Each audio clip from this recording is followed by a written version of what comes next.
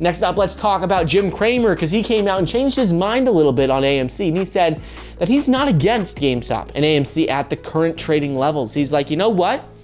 Where they're positioned now, even though the prices are high, even though they could drop, he's not against them. He's not against people investing them anymore. He's like, yeah, you could take some profits off the table, but he said, look, not against them, because these companies right now have the ability to reinvent themselves, because the high stock prices and the strong communities have allowed them to raise additional capital. This is exactly why their credit rating has been increased. This is exactly why AMC and GameStop could actually be much bigger than they are right now if we're even looking at it long term. Yes, of course, we still have the short squeeze, but if we're talking about long term, all the money they've raised recently, all the new shares they've issued is only going to help them be a bigger, better, stronger business down the road. And for that reason, Jim Cramer's like, you know what? They are in a much better position. They have a lot more money to reinvent themselves, and even if they issue more shares, stock prices aren't going to go down because of that. We have seen time and time again with AMC and GameStop that even when they issue new shares, it's not going to affect the price. Yes, we might see a dip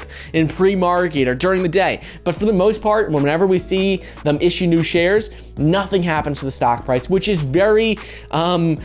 exact opposite of what typically would happen. Typically, when a company issues new shares, you see the stock price drop because your position is getting diluted. Not going to happen with AMC, not going to happen with GameStop, and that is good news moving forward if we're looking at this long term.